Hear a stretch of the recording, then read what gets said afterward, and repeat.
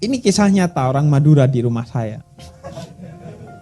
Jadi dia mau masuk masjid dalam keadaan selesai mabuk. Ini kan sebenarnya dosanya double ya. Karena mabuk dalam keadaan mendekati sholat itu hukum yang sudah lebih dulu diharamkan oleh Allah ketimbang mabuk secara umum kan.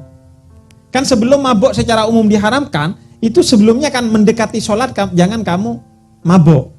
Jadi dia double nih, udah deket sholat mabuk, dosanya 2 itu. Nah, dia itu ke masjid. Kemudian imam masjidnya ketemu di depan, dia tahu ini suka orang mabuk ini. Loh, kata dia untuk ngetes kemabukannya. Mau ngapain kamu? Sholat subuh, Bib. Oh, sholat subuh. Berapa rakaat subuh? 3 kata dia. Pulang kata dia. Masih mabuk berarti 3. Dia pulang. Ketika pulang dia ketemu sama orang sarungan yang nggak mabuk. Dia tanya, mau kemana kamu? Mau sholat subuh di masjid kata dia. Berapa rakaat sholat subuh? 2. Ah, pulang kata dia. Loh kenapa? Saya tadi bilang 3 aja suruh pulang. Apalagi sampean 2 ya.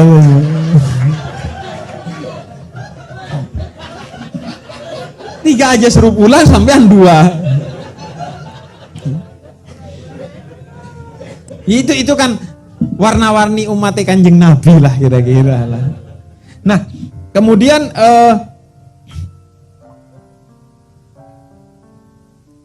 ada yang murah senyum namun hatinya mengumpat.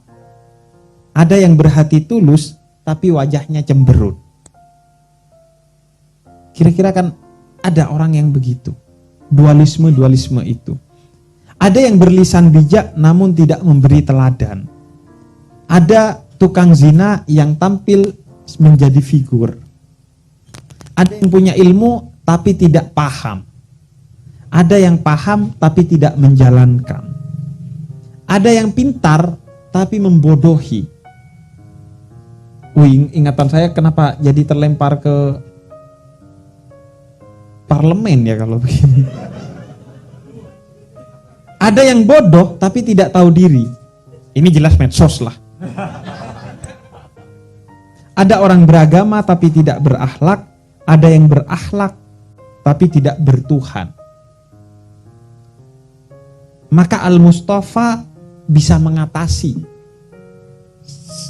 Monggo.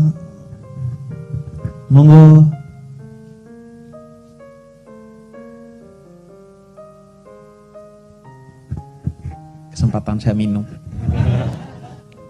Saya juga.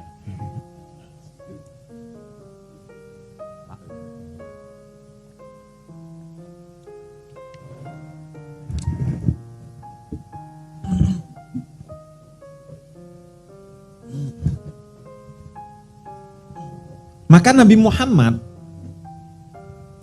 itu bisa mengatasi jebakan-jebakan itu. Bisa berdiri secara moderat dalam dualisme tersebut. Sehingga beliau menjadi sosok yang sangat agung.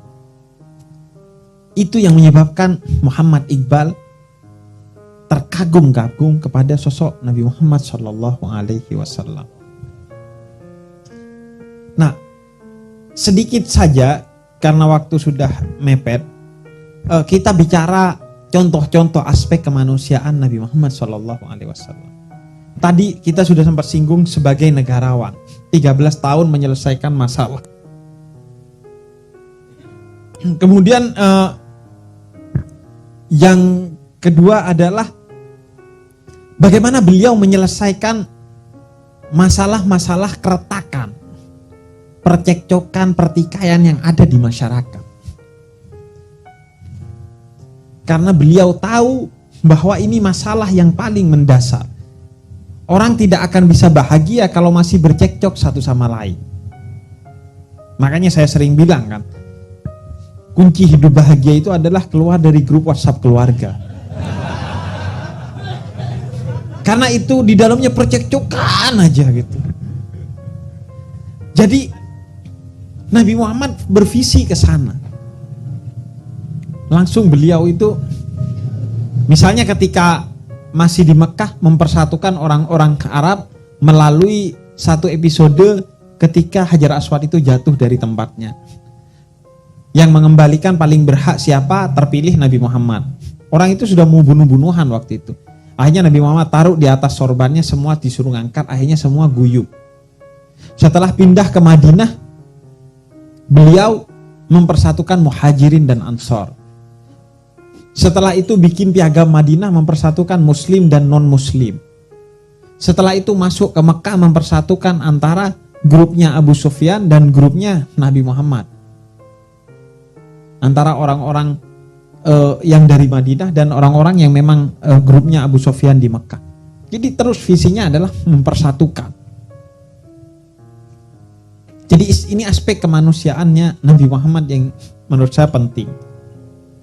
Kemudian juga aspek lain dari beliau, Nabi Muhammad itu nggak ngebosi orangnya. Karena itu beliau mengangkat bahan bangunannya ketika mau bangun masjid itu sendiri sehingga ditegur oleh beberapa sahabat. Kemudian Nabi Muhammad itu juga tidak menganggap bilang tidak tahu itu adalah kerendahan diri, tapi itu adalah kerendahan hati. Makanya beliau pernah berkata kepada seorang petani kurma, antum a'lamu bi umurid dunyakum. Kamu lebih tahu dari saya untuk urusan-urusan ini. Karena kata tidak tahu itu simple dikatakan, tapi susah untuk keluar dari lisan kita. Apalagi di era post-truth seperti saat ini ya. Era media sosial pasca kebenaran. Wah, gak penting benar gak benar. Yang penting carikan alasan sekiranya saya terlihat benar gitu. Jadi Nabi Muhammad itu kemudian mengubah peradaban manusia betul-betul menjadi peradaban. Dari tidak beradab menjadi beradab. Dan karena itu beliau disebut sebagai seorang wali. Karena ciri wali itu adalah ketika ada dia, suasana berubah dari gelap menjadi cahaya. Itu wali. Nabi Ibrahim itu ketika datang ke Mekah, Mekah itu lembah. Makanya Mekah itu tidak dikuasai oleh Romawi dan tidak dikuasai oleh Persia. Kenapa? Karena tidak menarik. Konon Nabi Muhammad lahir di Mekah karena paling aman harus lahirnya di sana. Kalau lahir di tempat lain kemungkinan untuk dihabisi oleh orang-orang Romawi, Persia, dan orang-orang kafir itu besar. Wong lahir di Mekah aja dikejar-kejar sama orang Yahudi. Itu lembah tidak menarik itu Mekah. Tapi datang Ibrahim mengubah Mekah menjadi pusat peradaban dunia sampai detik ini. Saking dahsyatnya Mekah sampai dia bisa melindungi orang-orang yang sebenarnya tidak pantas dilindungi. Siapa saja masuk sana aman pokoknya. Walaupun di sana dia tingkahnya gak sesuai sama kanjeng Nabi, tetap aman. Nah, Nabi begitu juga. Ketika beliau hijrah ke Yasrib, Yasrib itu diubah menjadi Madinah. Dari awalnya kacau balau ditata oleh Nabi sehingga menjadi Madinah yang begitu memukau. Begitu juga Imam Ahmad Al-Muhajir ketika pergi ke Hadramut. Hadramut itu konon hadir maut. Siapa yang hadir ke sana mati. Karena itu lembah yang tiada terkira. Sekali banjir habis itu semua. Di sana ada banyak kekacauan.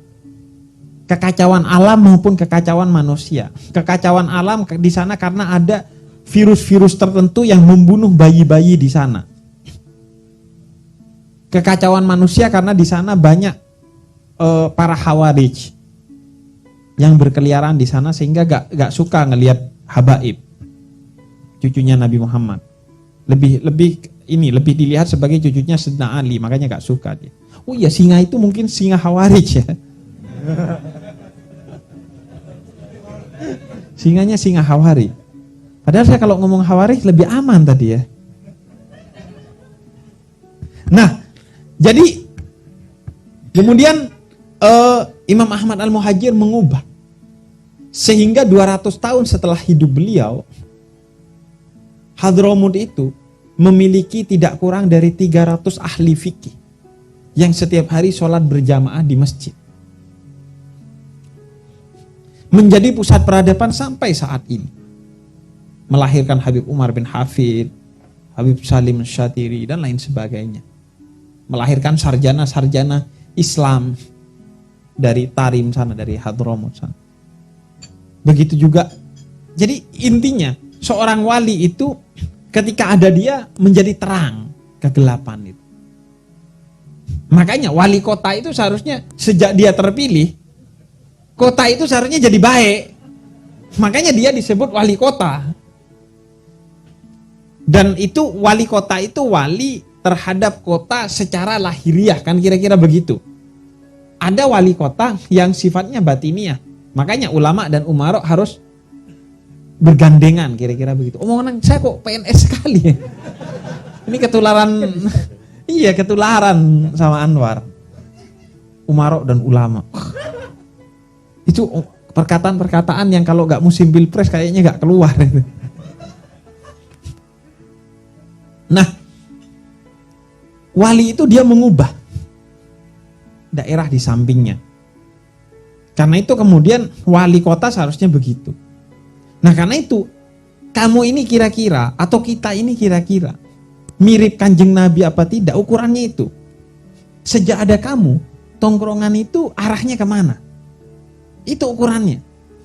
Jadi begitu kamu duduk, ini tongkrongan berubah kemana? Lebih baik atau lebih buruk? Semakin baik berarti kamu semakin dekat dengan Nabi Muhammad, semakin buruk kamu semakin dekat dengan Dajjal. Kira-kira kan begitu.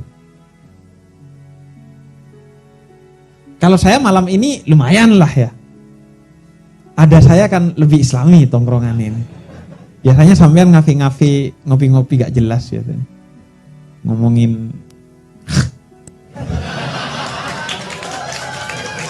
gak penting. Jadi itu tolak ukur kemudian. Maka kita melihat pada malam hari ini belajar tentang aspek kemanusiaan Nabi Muhammad. Karena itu penting kemudian acara-acara maulid seperti malam hari ini untuk kemudian pertama memastikan kemanusiaannya Nabi Muhammad. Karena kan kalau di kafe kira-kira lebih cocok ya ngomongin Nabi Muhammad pada aspek kemanusiaannya. Dengan tawa, dengan tepuk tangan. Habib ditepuk tangan nih. Cuma di sini. Itu kan lebih cocok ya, lebih profan lah, lebih kemanusiaan.